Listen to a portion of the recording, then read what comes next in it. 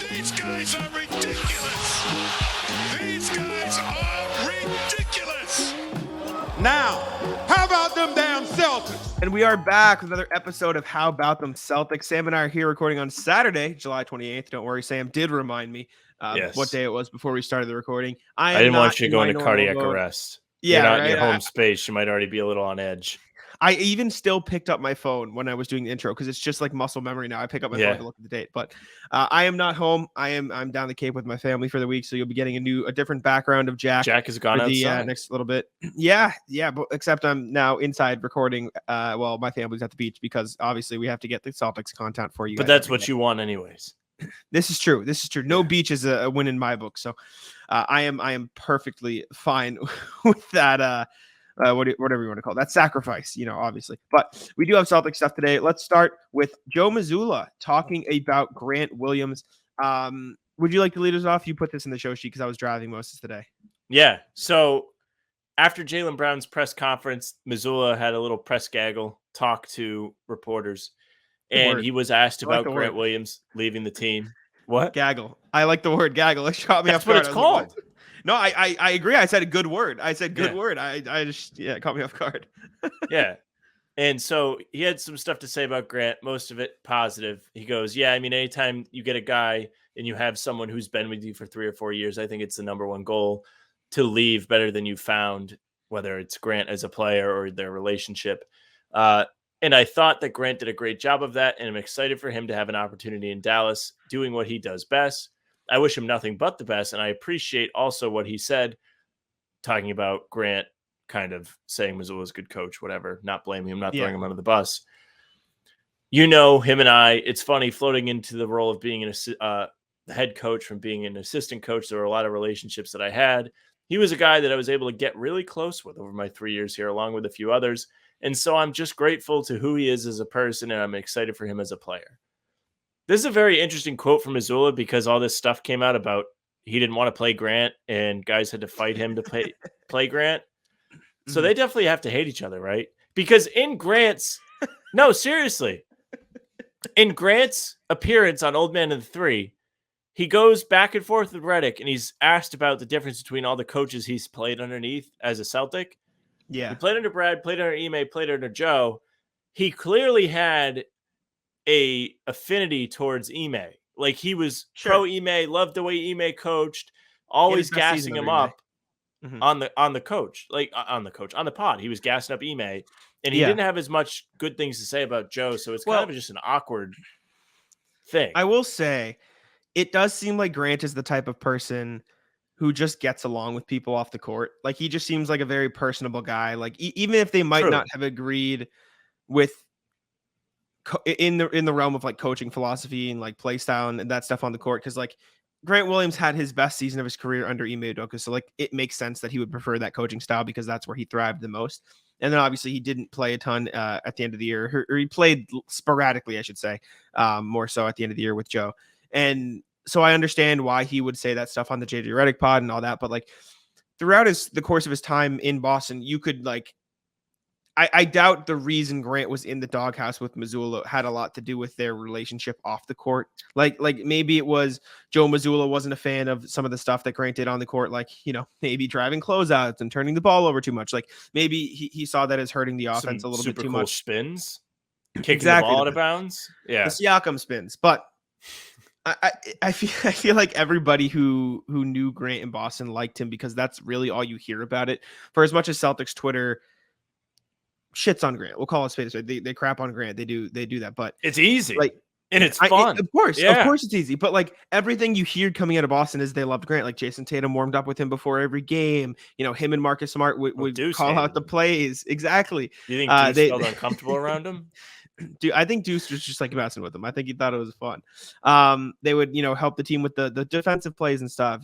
Grant would be clapping on the bench and he would be having a good time. He just felt like a good locker room guy in general. And I wouldn't surprise me if, even though they disagreed with stuff on the court, they are still like cool off the court, which is probably why you hear some of these confusing quote unquote quotes.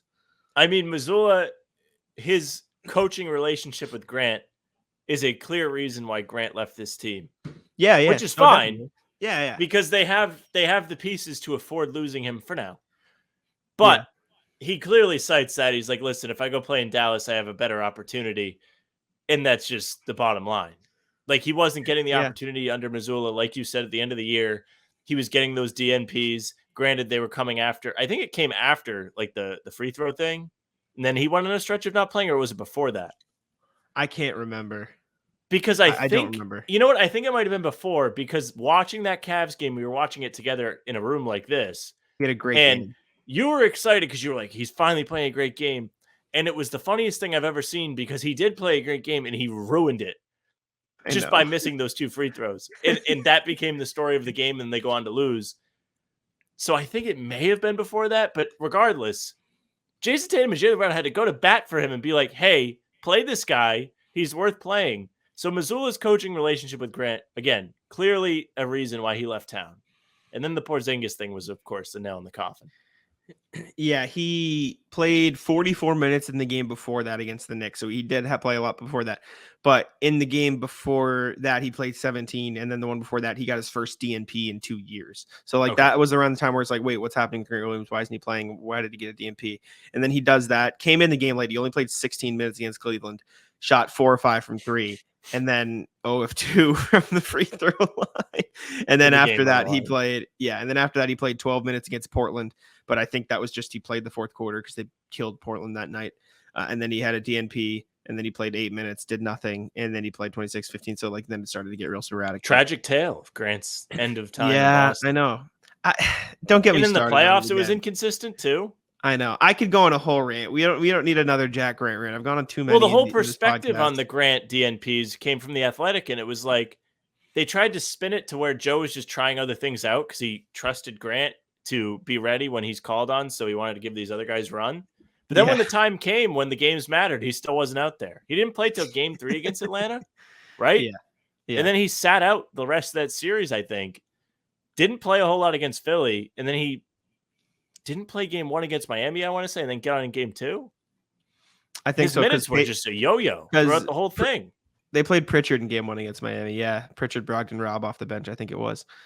So he wasn't there. And then the whole thing was, oh, well, Grant didn't play until Game 3 against Atlanta, and they lost that one when that's just not at all. Like, yeah, that's what happened. But like, it's a fact. Don't get me started. Celtics against the Hawks up till Game 3, 2-0. Grant didn't play. When he did play, 0-1. I will gladly admit that Grant Williams is far from a perfect player. He is very clearly flawed. He definitely tried too much stuff last year. But the people who say he's like a net negative and like he's bad, it's just this is your chance to just turn your back on him. He's going to be very, very. He's going to be very, very, very good in Dallas next year, and everyone's going to be pissed and be like, "Why couldn't you do that with the Celtics?" And I'm going to be there saying he was doing it when he was getting consistent play, but you guys didn't. You guys just saw the bad stuff. So does this mean you have beef with Mazzulla? Do you feel because you feel an animosity that he pushed your favorite player out of town? Well, I said this all of last postseason. I like that you said no, and then you went, well, no, because I said this all last postseason. The biggest gripe I should say I had with Mazzulla for most of the playoffs was just the rotations. Because like even outside of Grant, like there were times where he wouldn't play Derek White at the end of games. There was times where he played Peyton Pritchard in Game 1 against the Heat. Like he didn't play Sam Hauser at all, right, for most of the playoffs. Right.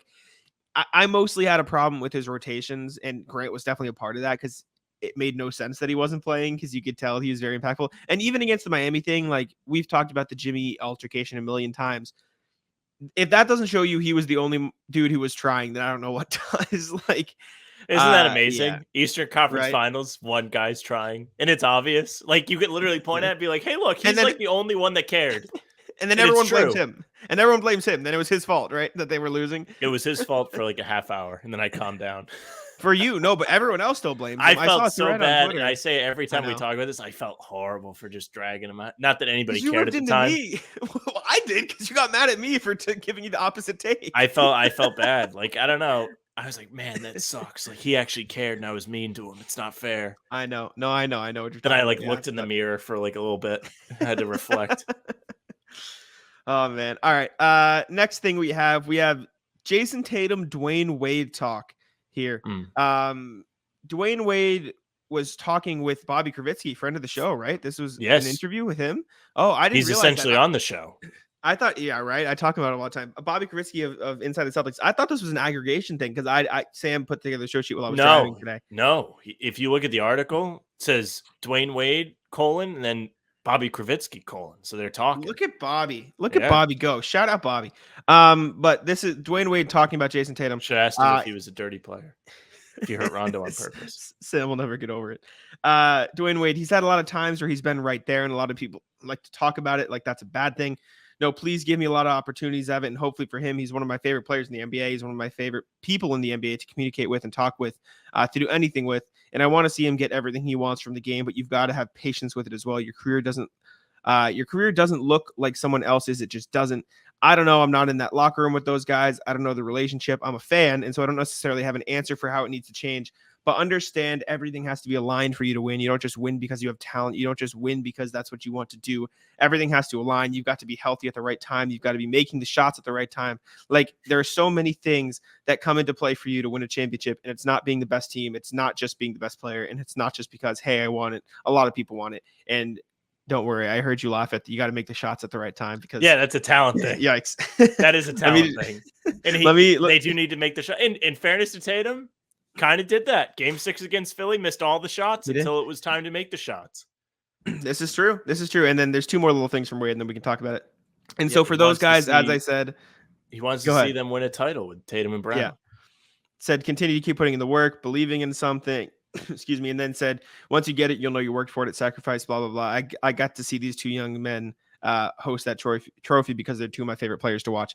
And for as much as we talk about how they've been failing so far because they haven't won, which you still stand by. If you don't win, you didn't achieve your goal, as much as Giannis would like to get mad at you for saying that. You do also have to understand that Dwyane Wade is right? Like it's you don't just win a championship because you're the best team. Like that almost like it happens. And in hindsight, you're like, oh, they were the best team, so they won. You know what I'm saying? In hindsight, but like, look at. I say this all the time. You can go look to the at Raptors. every season. That's the best. The one. Raptors, Klay Thompson, Kevin Durant here. But you can go back every year. Sam, you could give me a team, and I could tell you something that happened that year that will put a quote unquote asterisk next to a run that a team made. Look at the Bucks. Chris Middleton was hurt last year.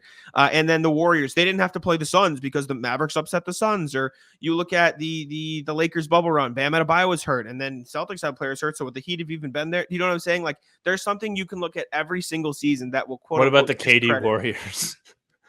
What do you mean? Like what's their asterisks? Oh, they're an exception to the rule. I'm just teasing you. Well, Kevin Love got suspended. He didn't play a couple games. So what would have happened there? And then, even the Warriors before that, Kawhi didn't get hurt in the first round or the Eastern Conference Finals in game 1. Would the Spurs have beaten the Warriors? There's some stupid little thing you can say for every change the course of the NBA, ruined it. Exactly. Now you have guys hitting the deck every time they take a three. Yes. You can point to something every year. And so while it's easy to point fingers and complain and say the Celtics need to be better, which they do. I'm not saying they don't. But it's also like you can also at the same time recognize it's not easy. It's not like you just snap a finger and win a championship. Like look at the big three. They got hurt. They should have won more than one, but they didn't because stuff didn't go their way. You know what I'm saying? So it's not always just snap a finger, win a title easy. In a vacuum, it's really cool that they've been to 5 conference finals in 7 seasons since Brown has been drafted. But in context, it does feel like they failed, which goes back to that first tidbit from Wade, where people are clowning Tatum because they haven't gotten it done yet. But he has had more experience than probably any other 25-year-old in the NBA, where he's played in so many important games, and he showed up. Except for that game where he rolled his ankle. You can't really point out a time, other than the finals, that Tatum is no-showed at an important stretch. It just really doesn't happen. To bounce back on that, not showing up in the finals is a pretty important place to be the one asterisk in the statement you're making. It's really hard, because aside from the finals, he is ruled in every important game. Well, even the finals, he wasn't good, but he was not good making layups. He made all his threes. He just couldn't make a shot around the rim for the entirety of the finals, and he turned the ball over. I'm not saying he was good, but it's not even like he was completely bad. He made his threes, he rebounded the ball well. There were things he did well, but he wasn't himself, which hurt the Celtics a ton. Obviously, just think comparing him to other young guys in the NBA, Luka, you could say De'Aaron Fox, who was the year he was drafted. Yeah. The only guy in that age range that's done as much as Tatum is probably Bam, who has been to 2 finals. Yeah. And even he's like not the best guy on his team, so it's a little different, but he's still an all-star caliber player, all defensive player. Like he's still quality. Is he the second best player in that class?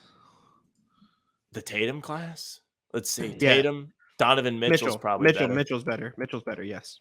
Even Sorry, like Donovan Mitchell, he's made what, the second round twice? At all? Has he ever made the second round? Yeah, no, the Jazz made it to the second round. They got bounced in this. They've never made the conference finals with the Jazz. I think it's Donovan Mitchell and Embiid handshake. Never made the conference finals. Yeah. Okay. So looking at value over replacement pair, it's Tatum, Mitchell, Bam, Jared Allen, Fox, Derek White in sixth. So there you go. I would probably put Fox over Jared Allen. Me too. I'm just giving you value over replacement. Okay. I'm just like Derek White. Good pick. Yeah, Derek White, for what it's worth, ahead of John Collins, Lauri Markkanen, Lonzo Ball, OG Anunoby, which is crazy. Did somebody rank that? No, it's the stat value over replacement player. Since really, okay, yeah. Because I'd say maybe Lauri is not there because he made the All-Star game. Correct. Well, I think a part of the value replacement player is because he was just on crappy Bulls team. So like, how much value can he have over? I don't know what the stat means. You're talking to a brick wall when it comes to this. Maybe you can enlighten me and the listeners. I'm actually doing a bit for the listeners that I'm done. Yeah, right. I know what it is. Go ahead.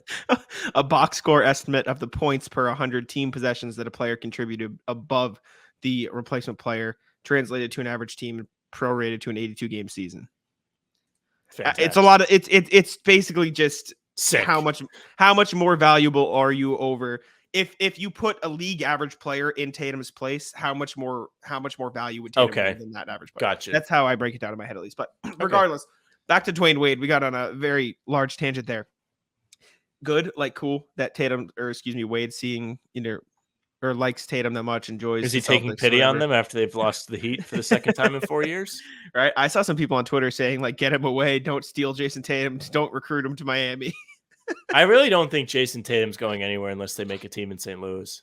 I think St. Louis is. And it's funny that that's the narrative now, and that's the feeling that I have, and I feel like you have it, and other people have it. Where the first couple years of his career, we were all like, "Is he going to be here? Is he going to want to be a Celtic for a long time?" Because it didn't feel that way. Now it seems like he's really embraced it, and he enjoys being in Boston, enjoys the history of the franchise. I think you have a lot of good things coming from that Tatum vibe that he gives off in terms of wanting to be with the Celtics. Yes. I mean, his kids growing up there now, too. This is true. That's a real thing. Like, people don't want to jerk their kids around and, like, move them around and have them switch schools and everything like that. Yeah, no, you're absolutely right. That wasn't me, like, laughing at the notion. It's like, yeah, that's, like, an actual point, and people don't talk about it. But I don't know. It does feel like he wants to be in Boston, which is good. Hey, good for the Celtics. Get that extension signed. All right. Next thing we got on the list, Tracy McGrady. Sam, you also put this on the show sheet, so I will let you take charge here quick again. Yeah, so T-Mac recently had a nice chat with Ryan Russillo of The Ringer, joined the Russillo pod. And Russillo, being from Massachusetts, asked him about the draft. And T-Mac did not want to play for the Celtics coming out of high school. Why? Why did T-Mac not want to play for the Celtics? The Rat Godfather, Rick Pitino, the original Rat, is why. T-Mac told Russillo, in college, I was being recruited by Kentucky, and I knew how hard and how tough Rick Pitino was. Rick Pitino had left and become Boston's coach, and I was like, I don't know if I want to play for Rick Pitino. Boston was probably my hardest pre-draft workout ever. I wouldn't mind playing for Boston, but I just didn't want to play for Rick Pitino at the time because he was too tough, man. So maybe this is why T-Mac didn't win a playoff series, because weak-minded didn't want to put in the work. Right? But he gets a little bit of a pass because Pitino is a rat. It's a well-known fact. Mm-hmm. Looks the part. He looks like a zombie now for St. John's. He'll be on the sideline. Big East's going to be on fire this year, by the way. Not that either one of us are going to care, but like Ed Cooley left Providence, and now there's beef there, and Rick Pitino's back, and good luck. It's going to go hard. It's going to go hard. But yeah, loser mentality from T-Mac. Didn't want to put in the work. Mm-hmm. I saw a lot of people hating on T-Mac, actually, like on Reddit. I think, no, not even the Celtics Reddit. It's just like, I'm really sick of someone said, I'm really sick of this media tour T-Mac's doing. Like, he's just like firing off the hot takes. Like, this is not an instance of that, by the way, but like, he's like saying this guy sucked or whatever. he's just trashing people, and it's like, all right, buddy. I don't even know what he's promoting. Do you know what he's promoting? He's going to be on. I didn't even know he was on a media tour, to be honest. He did part of my idea. take not that long ago. I think he's doing a one-on-one league. Maybe that's it. Really? Oh, maybe. I've heard of that. Is Tracy McGrady on Twitter? I thought he was on Twitter. I don't think Probably he is anymore. not. I don't think he is on Twitter anymore. I thought he was, but he was at one time. I think he followed me at one time. Is the only reason I know that. I don't know why. T-Mac followed you on Twitter? Yes, genuinely. No, he followed everybody. He was following like 7,000 people. Well, the only reason I know that. Yeah, exactly. No, but probably had just a consistent overflow of shit on his timeline. No, but the Celtics passed on him twice, not once, correct, but twice. Chauncey Billups, Ron Mercer at 3 and 6, and McGrady went 9. Look at you go, Billups. Good pick. Billups just was a good pick. Shout out Patino. They got the third best player in the draft with Chauncey Billups. It's just Tracy McGrady, who's number 2. Who was number 1? Come on, Tim Duncan. Come on, who's number 1? Yep, there you go. All right. Tim Duncan. No, but whatever. Yeah, no, of course. Come on, what are you doing? Yeah, I mean, I don't really care. Like, I don't care that T-Mac didn't want to play here. It doesn't matter to me. I wasn't alive yet, so I really can't be angry. If it came out that exactly. I don't know, let's flip through and be like, Giannis. Yeah, like Giannis didn't want to play for the Celtics. Heated. Yeah, would be all mad. Of a sudden, I hate Giannis. Have to hate him. Got to see. Absolutely. Yeah, no, it's whatever. T-Mac. I mean, Sam, would you want to play for Rick Pitino in a vacuum? Yeah, probably. Hey. I wouldn't mind a paycheck. I'd play for any coach. If you're an NBA player, and had the option, dude, Rick Pitino was doing wild shit with the Celtics. Like, he was making them do full court presses in games, and it just wasn't working. No, and this is like me. Born in 1998 stuff I know off the top of my head. I can't imagine doing a deep dive of just the whole Patino experience. Like, I bet somebody on YouTube's made a little short informational doc on it. We were not old enough to experience it fully. You obviously have the rant. When did he leave Boston? Ooh, 2000? I don't know. I'm asking. He didn't last very long. Let me Google. The best is he was coaching at Kentucky, and then he joined the Celtics and just drafted a bunch of Kentucky guys. Phenomenal. You got to. I respect that part. He was there from 1997. Obviously, that was his first season. He got fired halfway through the 2000-2001 season. No ball. So there you go. I might not know who was on the All-Star team last year, but I can tell you who Rick Pitino when he got fired. There you go. All right, should we move on? No more Tracy McGrady talk. All right, next Jack thing. Flex. Jack Special. Yeah, this is me. I wrote an article for Celtics blog looking at the Celtics options for their 15th roster spot. And before you sit there and say, oh, who cares about the 15th roster spot? It doesn't matter. A lot of people. Clearly. A lot of clicks. A lot of people like to read it. Put it on the table. I'll share the screen here. For those of you watching on YouTube, and obviously we're going to talk about it for those listening on audio platforms. I opened the thumbnail. This was what thumbnail? Terrence Ross and Kelly Oubre. Oh, okay. All right. I thought it was a Nets player. I could not. No, they're okay. They're part of the options. But I opened with Justin Jackson, Juwan Morgan, Luke Cornett, Vincent Poirier, Gershon Yabusele. Those are the last 15th men on the Celtics roster of the group. Only one has been able to stick, as Cornett played 69 games. Cornett's nice quality. For the Celtics last season. He is, by the way, crapping on Cornett last video. Yeah, I don't get it. I saw that some guy threw Smart into the fire too. I had to flex. Gotta hit him with the stats. But I took a look at some potential options. I broke down what I think the Celtics could need, talking about, the wing position, how they're a little bit thin there because they have some forwards and guards, but not necessarily a ton of wing guys. Another big could be useful with their injury-prone big men and Al Horford with Cornett there at the end. So I talked about some options who could fit. Now, I separated it into 5 different groups, and we can go through the groups and we can talk about it. So group 1 was, why aren't these guys signed? And these are the 2 free agents that are probably a little bit too good to not be signed right now, or at least by general consensus. That's what it is, and it's Kelly Oubre and Christian Wood. A lot of fans in the comments love Christian Wood. People like Kelly Oubre too. He's a loser. Okay, that's why. So let's just start with Christian Wood, since you're talking about he's a losing player. Go ahead. Yeah. Well, no, I was going to ask you out on Christian Wood, or is this He's a where losing we're player. at? He's never been Yeah. on a winning team. He just hasn't. You're It's right. true. Go on Basketball Reference. Look at all the jerseys. Line him up with the year he was on the team. Not winners. I would rather have a role playing center for the third or fourth or whatever you want to call it option behind these guys, because Christian Wood is a guy who, if he's not getting shots, he's not effective. And that's just how it is. Exactly. And if you thought he was complaining about being on the Mavericks bench last year, what is he going to say when he's behind three better centers in Boston? Right.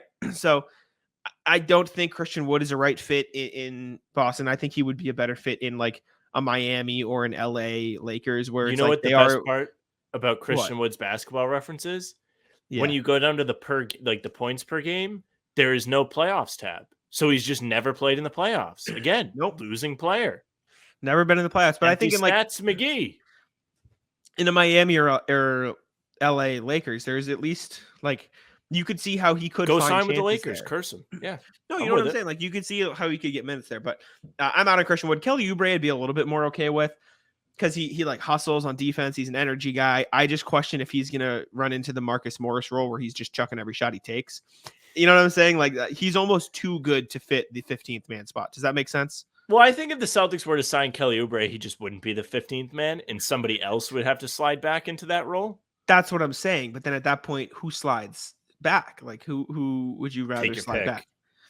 Jordan Walsh, Sam Hauser, right? Like maybe O'Shea Brissett.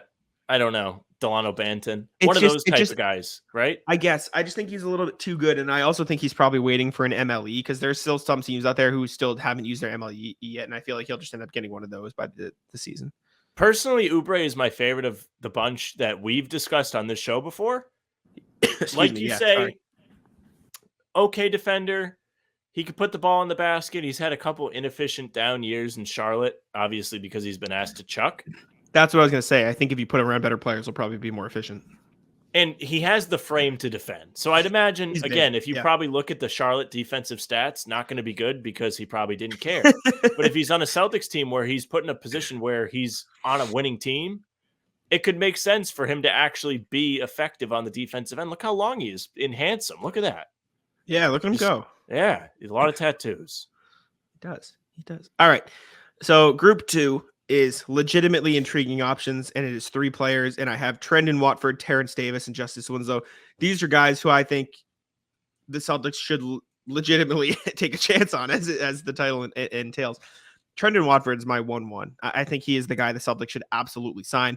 I think he is the perfect mix of a little bit of youth, can still be developed, but he can give you real minutes right now. I don't think he's good enough to get 20 minutes a night, but you're not going to need him to play 20 minutes a night. He is 6'9", I believe. Let me just double check so I'm not wrong. But he is a big bodied guy, so he plays bigger than he is height wise. Yeah, 6'9". He weighs 240, so he's a bigger guy. He averaged 7.5 points, almost 4 rebounds, 2 assists last year, 56% from the field and 39% from deep. Granted, he only took 64 threes, but he's hustles on defense. He's not the best defender because he's not the quickest, but if you need someone to play minutes behind Al and Rob as the fourth string next to Cornette, if you want a different look, he's the perfect mix of, you can develop him, and also he's just good enough to play right now, straight up. The fact that Portland released him, I'm lost. I'm baffled. Well, no one's picking him up either. Red flag. That's the only red flag. That's the red flag, is no one's picking him up. My thing is, I wonder if Portland released him thinking they were going to make a Dame trade, and then it didn't happen. Or not a Dame trade, a trade to get Dame help, like an Ingram or somebody else to come in, and it didn't happen. So they were opening up a roster spot. But the only red flag, they let him go, and they're like, No, wait. Yeah, exactly. The only red flag is that he's not signed. I think Trendon Watford would be perfect for the Celtics. I think you've made a really good case for him. The description you've laid out, his physicals, his ability to knock down threes at a respectable clip, even though he didn't take a bunch, his field goal percentage, the fact that he was actually able to put up some sort of numbers in a small role with the Blazers. The first thing that popped into my mind with this, is he somebody that could step into the old man Horford role after Horford ages out? Not saying he's going to be the, all-star level player that Horford was at his peak, but again, the main loss in losing Grant Williams is that you don't have the old man successor, the guy that's just going to shoot threes and play a little bit of defense. Mm-hmm. If you teach Watford to shoot threes at a higher volume, Yeah, he could give you that. If he loses a little bit of absolutely. weight where he's more mobile, he could give you that. I think it's worth taking a chance on. You've sold me. I think Trendon Watford is right now rookie year Grant Williams. That's what I think of him as. You know what I'm saying? Can't wait for him to miss 25 straight threes. Well, except 4 inches taller. So like, I really like Trendon Watford. I'm very much in on him. I saw a guy in the comments say like, why hasn't anybody talked about Trendon Watford? Well, comment guy, this is you. This is for you. Trendon Watford is my top option. We've done it before. Not a loyal listener. Yeah, true. Hey, we like new listeners though. We welcome. We new sure listeners. do. Please stick around, subscribe. Use Please the do. SeatGeek code at the bottom of the screen. You'll see it. I don't need to read it. You can read it. HBTC listeners, just for the audio. You got to think of the audio, people. But next guy I have on the list is Terrence Davis, who there were some rumblings that the Celtics might be in on Terrence Davis earlier this summer. He had a solid season with the Kings last year, almost 7 points, 2 rebounds, 1 assist, 42% from the field. Not the best. NBA champion. Was he on the Raptors team that won it? 37% from deep. He was not. He was a rookie in the 2019-20 season, so he came on right afterwards. Just missed out. But he shot 36.6% from 3 on almost 4 attempts a game. So he's solid. He is undersized for the wing spot. He's only 6'4", and he's not the best defender. So like that's the question mark. But in terms of a guy who can he'll probably hustle. I don't mean he'll probably hustle. I mean, try. I think he is a hustle guy. I'm more speaking like I didn't watch him a lot last year, but I think he is a hustle guy from what I remember. He hits his threes. He's fine. I just think intriguing in the sense that he's still only 26. So like he's not super old. I am glad the wave of, I'm not saying the Celtics ever did this, but 2 years ago when the Lakers were signing all these veterans and everyone's like, oh, they're going to be good now. And they just flopped. Like who's stopping them? I think people are really starting 5 on Bleacher Report. I think people are really undervaluing like these 26, 27, 25 guys who are like maybe not have the biggest role. You can develop them a little bit. Yeah, that's don't. We're right around there. But I don't mind Terrence Davis. He's probably not my top option, but he would be okay for the wing spot. Yeah, fine with it. I think on Boston's bench, there's that weird need for a guard because Brogdon's all of a sudden not happy.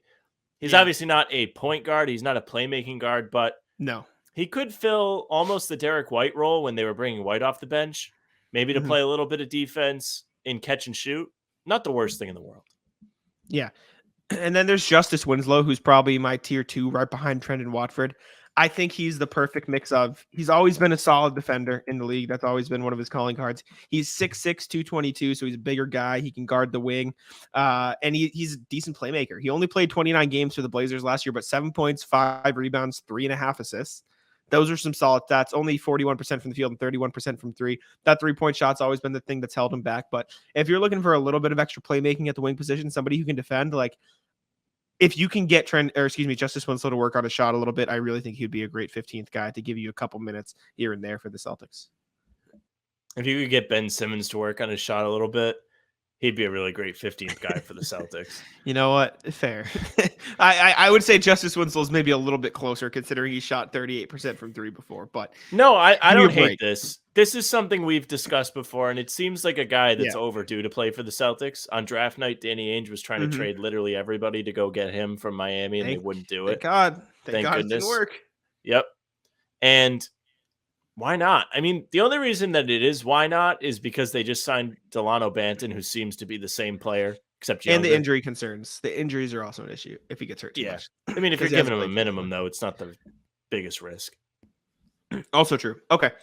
The next section is the take a chance players. So these are 3 guys who are younger. They're probably not ready to play solid minutes right now, but this is the Gershon Yabusele mold where they're probably not ready. But, maybe we can develop them. We don't really need an extra guy who can play right now, so bring these guys in.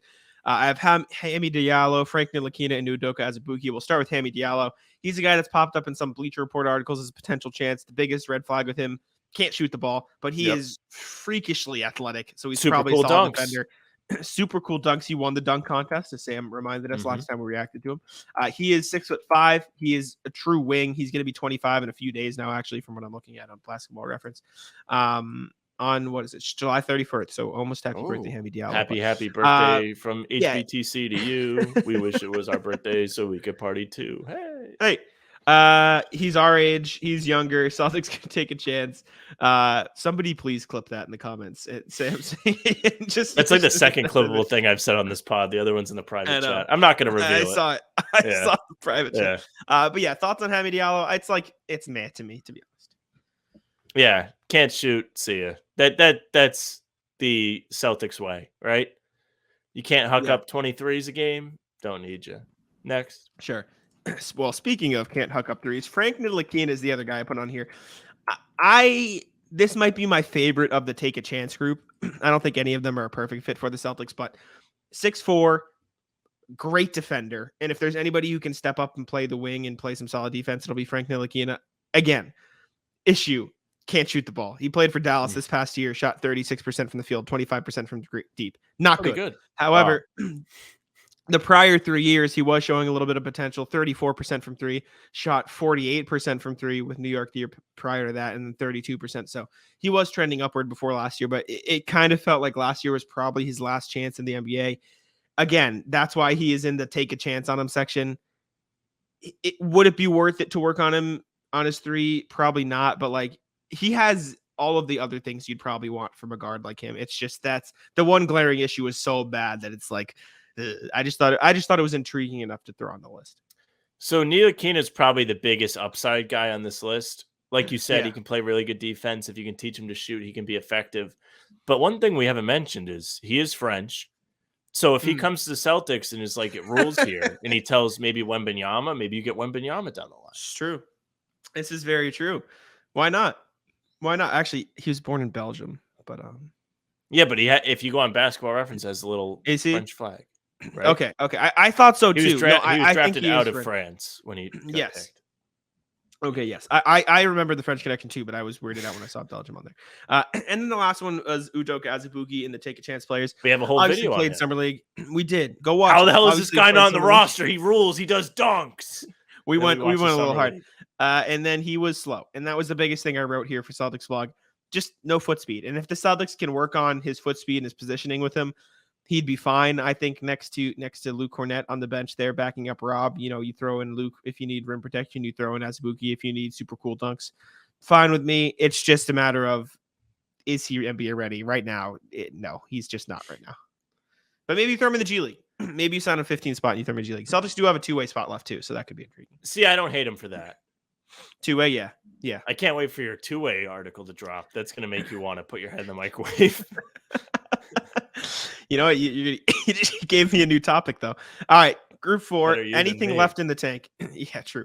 Group 4 is anything left in the tank. Like drinking your soda and you have just ice left, but you're sucking to see if you can get some more soda left. This is hot what take. These I like guys ice. I enjoy ice. I enjoy chew ice, don't you? Ice. I do. Yeah, I do. Great. This one. So Bismack Biyombo is the first guy I have in the anything left in the tank section. What the hell are you doing? And sorry, I had to move the tab quick. Oh. And I wrote here at the start of it, there's a chance Bismack Biyombo deserves to be in the legitimately intriguing options list, but the facts that the Phoenix Suns didn't bring him back is weird because he's been solid and then they let him walk when they needed depth the most. Yeah, they had like 4 guys on their team. Exactly. But he's been actually a solid player for them the past 2 seasons. My biggest thing is he still athletic enough to play that role where he's effectively just backing up Rob? If he is, I think he could be the perfect option. He's not even old. He's 30. Like people think of Bismack Biyombo as like 35. He's 30 years old still. So I think he'd be a solid option. Real problem in the locker room. Right. No, I think the red flag is though, why did they let him go? But what do you think? Well, about that's kind of what I mean. Option. It's a half joke, but why would they not bring him back? The Phoenix Suns had nobody on their team. Like they were looking for guys like Jack and I to go play for them. And letting a guy walk that's been a part of your roster for 2 years when your team's been pretty successful is kind of weird. Yeah. It would be funny if we found out Bismack Biyombo was just a dick. Like everybody hates him. I think he was actually a good locker room guy. I see him joking on Twitter with like Mikal Bridges and all the other people, all his teammates all the time. So maybe I think he could be a good option. I think he would be a legitimately like solid choice to back up Rob in the rotation. I don't hate it. It's somebody that's had a ton of NBA experience. He's been on a couple of good Suns teams. He kind of gets how it goes when the teams are actually competitive. Been on some bad teams too. So we'll probably have some appreciation for what it's like to be on a competitive team. Yeah. Don't hate it. I have Danny Green next. Remember when everybody was really mad? Yeah. Celtics lost out on the aggregated. Cavs Tuesday, right? But here's their chance to make up for it. Danny Green's fine. He is 36 now. He's Horford's age. Danny right? Green, who Brian Windhorst went on live TV and told him to his face that he was going to get traded. Which was fire. He's 36 years old right now. He actually shot pretty well in the 11 games he played for the Cavs last year. He shot 45% from deep. So if he can do that in a Celtics uniform and also still play okay defense, that's fine. He only shot 25% in the playoffs, but he only played like 10 minutes a night. So like he's not like he actually got. The Cavs were really good in the playoffs. Yeah, right. But I don't hate Danny Green. He just feels a bit too. He feels like the Lakers team a couple years ago were like, oh, they got Danny Green. He's really good. But then you realize he's like 36 years old now. So like, how good is he? But yeah, of these guys, and I know we're gonna get to the others. I don't like anyone better than Blake Griffin. Yes, so I think that's the measuring stick. Biyombo might be. He might be better than Blake, but I'd rather have Blake Griffin.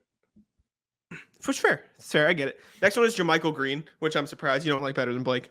JaMychal Green was actually really good for the Warriors this past. Well, because he was good for the Warriors, and we've talked about it before. He was bullying like Kuminga and James Wiseman when he was on the Warriors, and Steve Kerr was playing JaMychal Green over James Wiseman. Right? No, but he can shoot the three. He's a solid enough defender to hang a little bit. I don't think he's like super old. I think he's probably like 33. He's not like ancient, but he is 33 years old. Look at me. I know ball.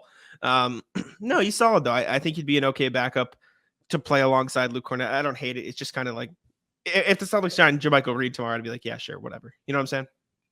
Yeah, exactly. That would be exactly what it is.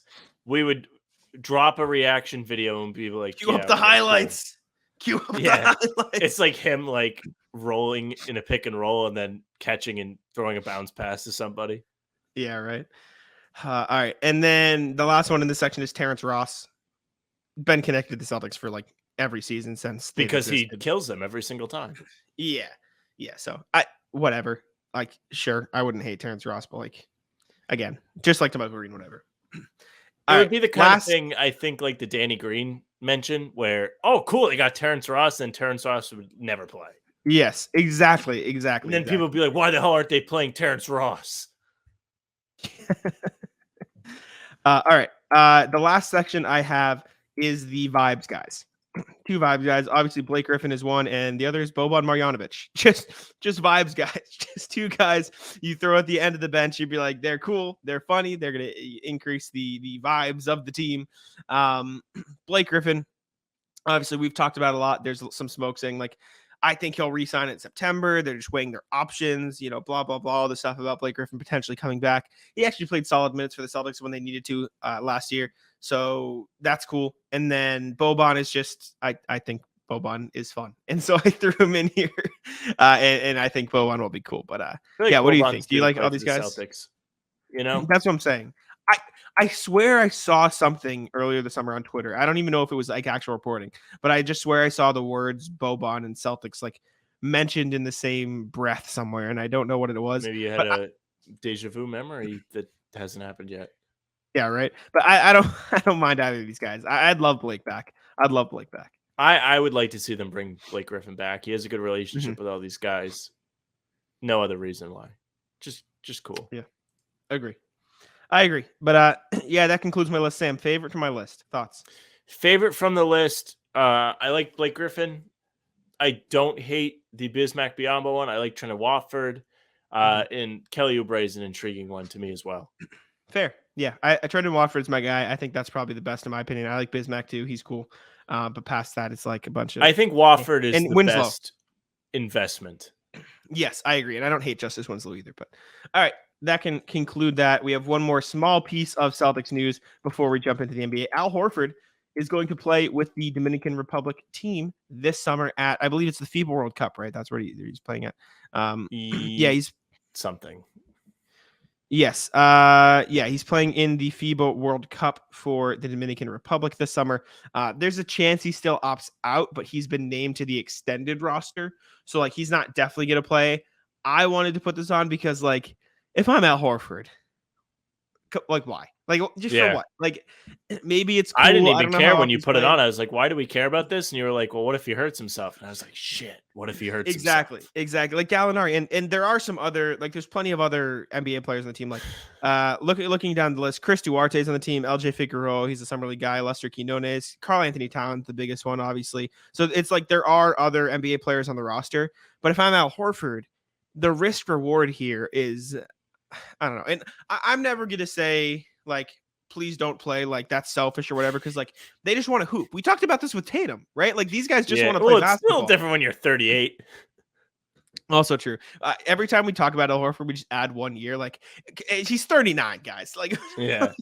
he's still 36 years old. Like he's not I thought he was ancient. 37, turning 38 next June. I thought he was 36, turning 37.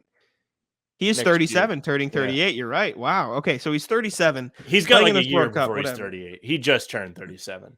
Yes. It's been 50 days. It's June 3rd. June Al Horford's 3rd. birthday.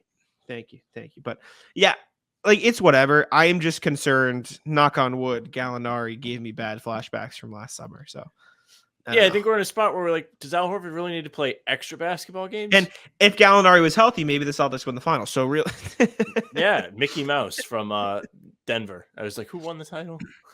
That's what I'm saying. No, do you have a problem with Al Horford playing, or do you just not care? Like whatever. I'm not convinced he's actually playing. Okay, fair. Yeah, we'll see. We'll see what happens with Al Horford. I just thought it was worthwhile to talk about. I think you make a good point where you're just like, why play him? Why? Yeah. Why do they need to have him play an extra basketball game or two Agree. or three? Or how I many agree. they play? I agree. All right, let's jump into the NBA section blue. of the programming. Segue. Sam, I'm gonna let you. Yes, Kyle I'm gonna let Anderson you kick playing this for off. Team China. Look at him. Yes, I love it. I love the meme. Get ready to learn Chinese, buddy. Phenomenal. But Sam, I'm gonna let you kick this off because you're very passionate about this. Yeah, yesterday some people talk about Christmas in July, and we got it. So if you didn't hear, the NBA clapped Dame Lillard. They dropped a big memo. They sent it to all 30 teams in regards to Dame's strong arming. I'm only going to play for the Heat, or I'm never going to play basketball again. You can't trade me to any team that's not Miami. They sent a memo. Memo reads, this is to all the NBA teams. Recent media reports state that Damian Lillard's agent, Aaron Goodwin, Rat, called multiple NBA teams to warn them against trading for Lillard because Lillard's only desired trade destination is Miami. Goodwin has also made public comments indicating that Lillard would not fully perform the services called for under his player contract if traded to another team.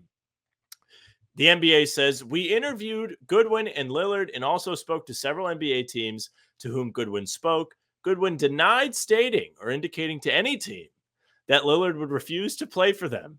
So where did all these reports come from, fella? Goodwin and Lillard affirmed to us that Lillard would fully perform the services called for under his player contract in any trade scenario.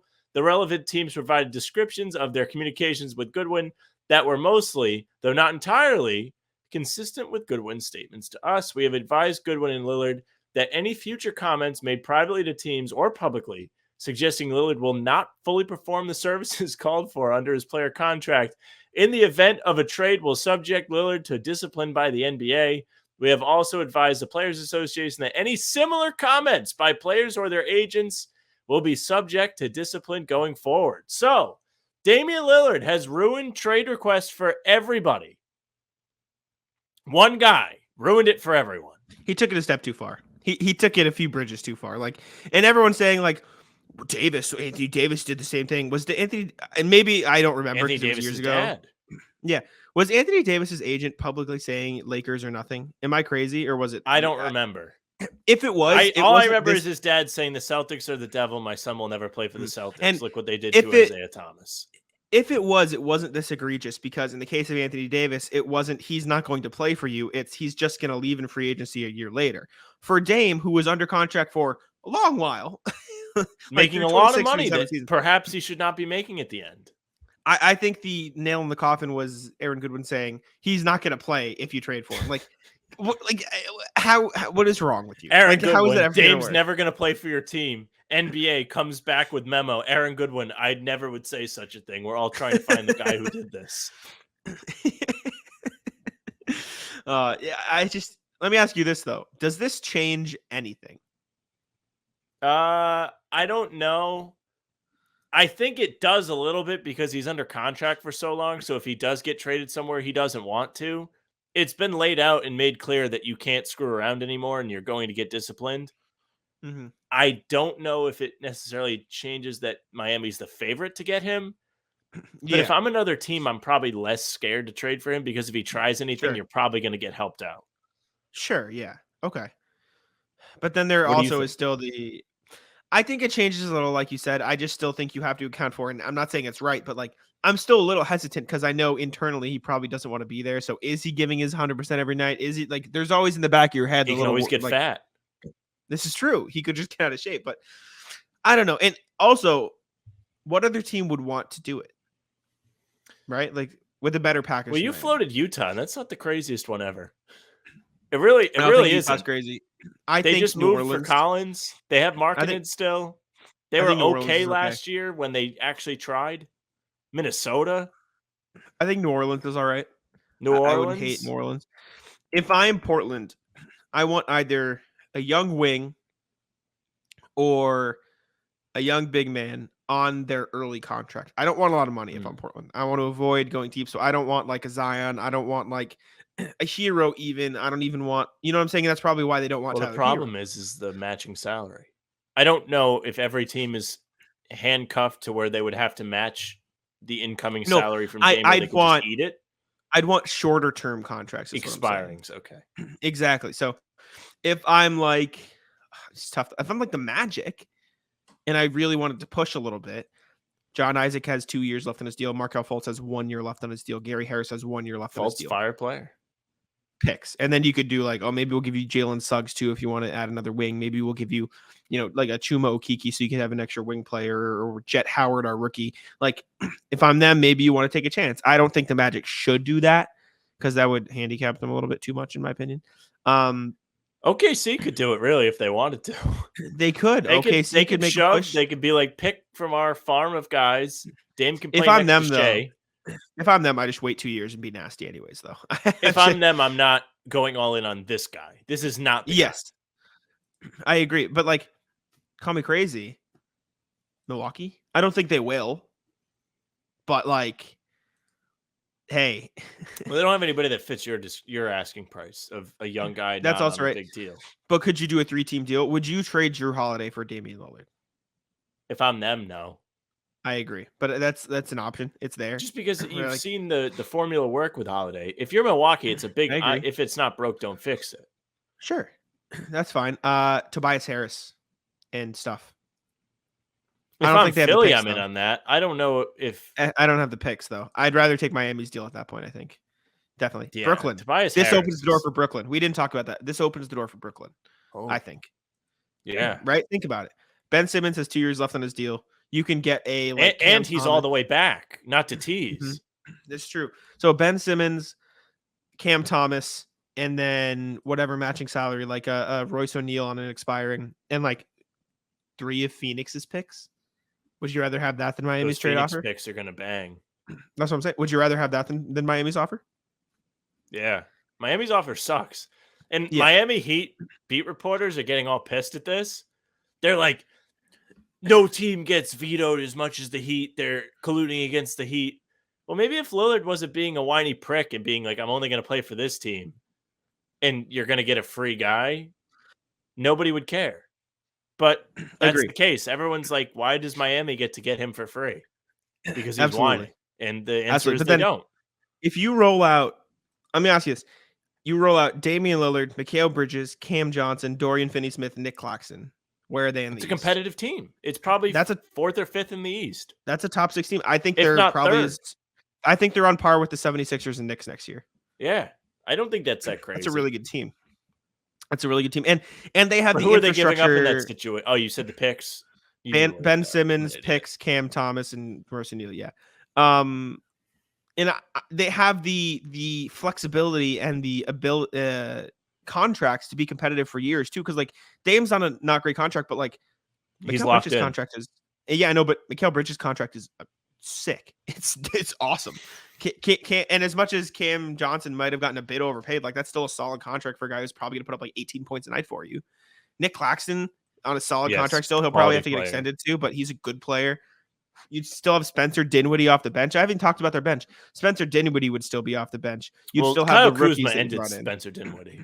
This is true. You'd still have They Lonnie beefed, Walker, and Dennis he Smith, never recovered. right? No, I think this really opens the door for Brooklyn. I'd rather see him in Brooklyn than Miami. Right? I sure would like to see him maybe Anywhere in Utah. but Miami. Yeah, I would like to see him. Yeah, anywhere he doesn't want to go. Actually, Sure, except the Lakers. yeah. Would you rather see him in Miami or LA? Miami.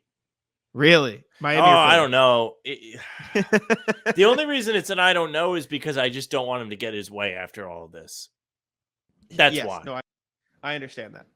All right. Next NBA thing. We only have a few NBA things today. We teased it. Ben Simmons, all the way back. He is. Ben Simmons is back, ESPN's Sam. Mark J. Spears. I talked to somebody close to Ben Simmons. They would say, in quotes, I would say he's in the final stage of prep for the season, and he has passed every benchmark and is as healthy as he's ever been since his last year in Philly. Brooklyn has been incredibly supportive, and the plan is for him to be the Nets point guard and primary ball handler this upcoming season. The expectation is he will fully resume his career at the level he was at prior to leaving Philadelphia. This is an interesting thing to leak out. With a guy that has struggled with pressure anytime it's been put on him in his career, let's put the pressure on him when he has absolutely no pressure. He's going to be at the same level he was at when he was an all-NBA player in Philadelphia. What? Why would you put this out there? Mark Spears got this from somebody that is close to Ben Simmons. He literally says, I talked to somebody who's close to Ben Simmons. Why would you put this pressure on a guy that sucks under pressure? The reason why he's not in Philadelphia anymore is because he melted under pressure in the playoff games. He was disastrous in the fourth quarter. He couldn't make free throws. Now you're giving a major media market in New York ammunition to bully him again. What is going on? Why would you do this? Listen. And we all know he's not going to be back. Paul, the podcast can roast me. I might be in on a Simmons being back. Hear me out. I don't think he's going to be back. I think he's going to be good next year. I don't know if he's going to be like Philly good, but he's not going to be an all-star. But if you're telling me all he has to do is play point guard for Mikal Bridges, who can shoot, Cam Johnson, who can shoot, and throw lobs to Nick Claxton, who doesn't need the ball in the post, he can just play off of him. I really don't think it'll be that bad. I'm not saying he's being an all-star, but I think he could average like 12, 6, and 6 on okay efficiency from the field. Like, I think he could be an effective player again. I don't think we're going to see him shrink unless he gets injured again. And at that point, just come here and make fun of me, which I will accept. But which 76ers number 1 overall pick would you rather have? Ben Simmons or Markelle Fultz? Right now? Yeah. Markelle Fultz. I agree. I was just curious. It ran through my head. I also think it's not completely fair to just say, oh, his offense sucks. Like, at his best, he is one of the best defenders in the NBA. He's probably he's a good defender. Yeah. He's at his best, he's probably the second best defender in the NBA. So even if he's not full strength, I think he could be one of the better defenders. Like, I think he could be an all defensive team guy. And even if he's like close to an all defensive team guy and he doesn't get there, you're still talking Ben Simmons at the 1, Mikal Bridges at the 2, Nick Claxton at the 3, Cam Johnson at Dorian Finney-Smith at the 4. Like, that's still a ridiculous defensive team if Ben Simmons can even be close to healthy. So I hope he's healthy. I'm a Ben Simmons guy. I used to talk about how, remember this take from back in the day? If you put Ben Simmons on the Bucks instead of Giannis, Ben Simmons wins an MVP. That was my take back in the day. That's a take. Which I stand by. Prime Ben Simmons in Giannis's position on the Bucks, I still think he's that good. But I'll say this. If there's one thing we know about Ben Simmons, it's that he hates getting better. So this is if true. he wasn't good last year, are we sure he's going to get better and be at the level he was at? Yeah, he had some super cool muscle pictures of him playing basketball, but I mean, I'm not sold yet. Ben Simmons is the boy who cried wolf. Until we see it, there's no reason to believe any of this. Sure. Who knows? Before opening night, he's going to all of a sudden have a back problem. True. That was my all-time favorite Ben Simmons moment, was the playoffs last year when it was like Ben Simmons is gearing up to return in Game 3 against the Celtics. And then the Nets melted in Game 2. And he doesn't play in Game 3, and then he sees the Nets lose Game 3 and doesn't want to be involved in the sweep. So he's just like, I'm not going to play. I agree. All right, last NBA thing we have for the day is another one of Sam's favorite players. Thanasis Antetokounmpo has re-signed with the Milwaukee Bucks. Sam, tell me how excited you are, please. Well, we did our oh no, it hasn't dropped yet. You'll see this soon. We did a reaction to the NBA's power rankings via The Athletic. And Jack was very displeased that the Milwaukee Bucks were ranked above the Celtics. Well, this is why. Make no mistake. The Bucks are all the way back. Thanasis is back to sit there on the bench and run up and down the sideline. Thank goodness for them. Yeah, right. Yeah, no, I mean, I saw a tweet about it, and it was like, if this is even like a 0.1% chance of convincing Giannis to stick around forever, then you do it, because like obviously, but it also is a waste of a roster spot for a team that like probably needs some extra depth there at the end there. So it is what it is. I just think it's more funny than anything, but yeah. All right, we can move on from the show. Sam, rat list time. Are you ready? It is rat list. Yeah. Bring Matt the Rat onto the screen. All right, hit me. Start the rat list. Matt the Rat is on the screen for you. Rat list? Me. It's me. Oh, no. I have become the very thing I've sworn to destroy. Oh, no. Today I went and I got, right before the show, I got a coffee, I got a donut, and I put my stevia in my coffee.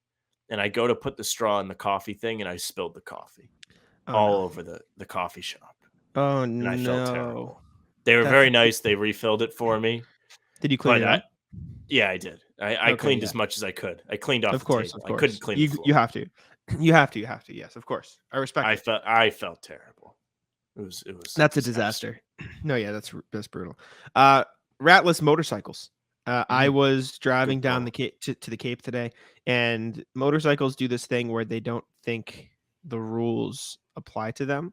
So they will just weave in between traffic. They will go 90 miles an hour. And when there's bumper to bumper traffic, they'll just drive in the breakdown lane and pass everybody. They ride right past. Terrible. Awful. Motorcycles out of motorcycles, rat list. Well, you know what the thing is they might die every time they go out. This is true. So I mean, I guess if you want to be a rat, you might as well be a rat. Yeah. The trade-off is they can go through the breakdown lanes, but if they get in an accident, they're getting absolutely launched.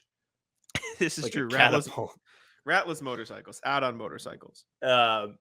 Ratless, I guess I'll stay with the theme. The big trucks that have like the monster truck wheels on them. Yes. I was driving home today and this guy had one. It's a stupid look in the first place. Make no mistake. Yeah. You look goofy. The wheels are big, like weird. Like they don't fit underneath the bed of the truck. So they're sticking out and it's a wide vehicle. It's a mess anyway. But being somebody that drives a sedan, and you drive an SUV, so it's a little different for you. But I don't like when I can't see around cars and I can't see over the top. So this truck has become an unnecessary obstacle to those of us that drive regularly heighted cars. Yeah. I cannot see past the truck. I don't like when I don't know why somebody is going slow in front of me. So ratless to those guys. And they always had super cool stickers on the back. So some flags that are red with a couple blue stripes and some stars in the stripes. Yeah. We know the flag. We all know the flags they have on the Which I always get a kick out of. Like you have the Confederate flag on your car. Dude. How do you not get your windows smashed? What a moron. Yeah. That's a ballsy move. You almost have to respect, like, wow, that guy's really, really brave. Next level stupid. It's just next level. I would be afraid I'd park my car and go in somewhere and come out and it would just be destroyed. They might be the most, I'm trying to think of the best word for it. They are so unaware, or they don't care enough. It's like their stupidity, just like they just let it flow. You know what I'm saying? I hope somebody sees this and like is like one of those people, and then they try and educate us on why it's worth having it on their car. Yeah, I hope so. I hope I've been looking, because that's always how it goes. They're like, well, you don't actually understand. No. I'm doing. It's kind of unfair. I have been looking for a reason to test out the band feature in our YouTube comments. So please educate me. Please let me know. No, ratless people who don't let you merge on the highway. Horrible. The worst. I am in the middle lane. I realize, hand up, my bad. A little too late. Oh, my exit's coming up. Person next to me just going the perfect speed where I have no chance. It's just terrible. No chance. Going right next to me. I have to speed up all the way to cut in front of him. And then I feel like an asshole because I had to cut in front. But there's like, just let me in. Like, what are we doing? And it's not like I was like purposely like going around traffic to try to cut up. I just needed to get into my lane to get off the exit. I can't stand people. Also, rat list. sorry, I'm going back to back because it's another driving one. Keep going. I'm trying to think. There's an intersection by my house, which is really weird, right? I'm coming out of a gas station, and the direction I'm going, I don't have a stop sign, but the people coming at me have a stop sign. And so I let the first one go because I figured they were going to go anyways, because like it was their turn to go when I was pulling out. So I'm like, okay, they'll go. Then the person behind them starts going without stopping at the stop sign. So I go slowly through the intersection, cut him off, and I just point at him. I point him in the face. I go, you have a stop sign. And then he gets mad. The point is so aggressive. Yeah. I just pointed directly at him. But ratless people who don't understand how stop signs works. And I know Sam is out on stop signs. Sam has been notoriously against stop signs. Even if there was a yield sign there, and that's fine. Even if it was a yield sign, though, if somebody goes in front of you, you learned how to take turns in fucking first grade. Correct. Stop. Correct. What are we doing here? It's a line system. Essentially, by getting to the stop sign, you are officially in line. The people that were already there are in line ahead of you.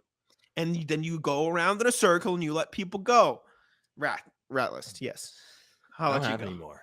Are we done? I don't think quick rat list today. I don't think I have one. Actually, I'll do a quick rat list. I don't know if my mom's in earshot right now. She just got back. We're going to the beach after this, which not a huge fan of the beach, but I like spending time with my family. So we go. It's fine.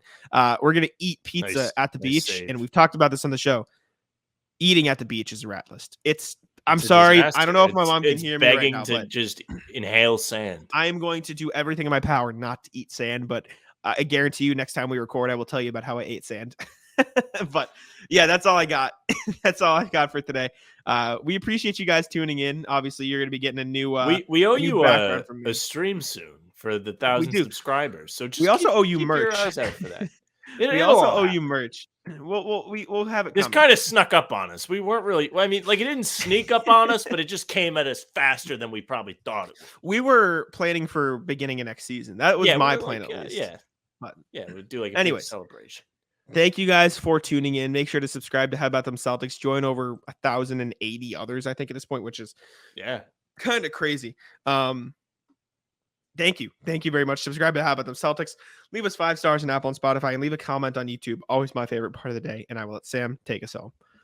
Yeah, thank you very much for listening or watching. If you're watching, you are on the YouTube page. Like Jack said, subscribe.